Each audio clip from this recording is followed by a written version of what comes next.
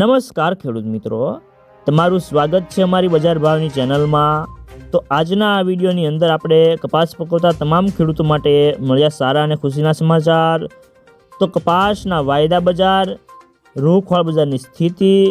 સાથે દરેક માર્કેટિંગની અંદર અત્યારે કપાસના બજાર ભાવ કેવા ચાલી રહ્યા છે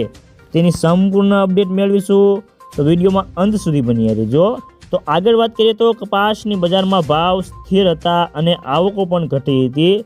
અને નાતાલની રજાને કારણે કેટલાક યાર્ડો કાલે બંધ હતા અને ખાસ કરીને કપાસની બજારમાં આગામી દિવસોમાં હવે સીસીઆઈની ખરીદી કેવી રહેશે તેના ઉપર બજારનો મોટો આધાર રહેલો છે અને જો સીસીઆઈએ ખરીદીને ઘટાડશે તો બંધ કરે તો જ બજારમાં મોટી અસર થાય તેવી ધારણા છે।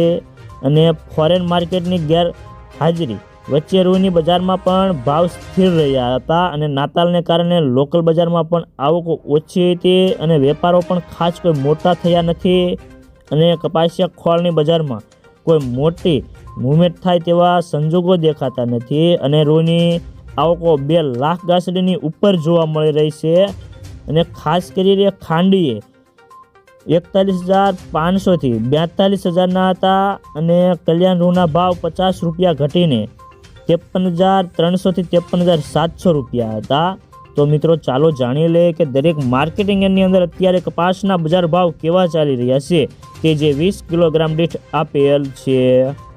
જામ જોધપુર 1300 થી 1471 રૂપિયા, ભાવનગર 1272 થી 1453 રૂપિયા, બાબરા 1400 થી 1495 રૂપિયા,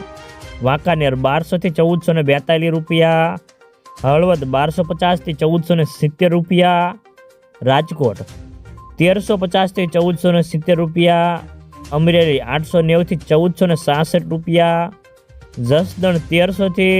1470 રૂપિયા, બોટાદ 905 થી 1445 રૂપિયા, મહુવા 800 થી 1431 રૂપિયા,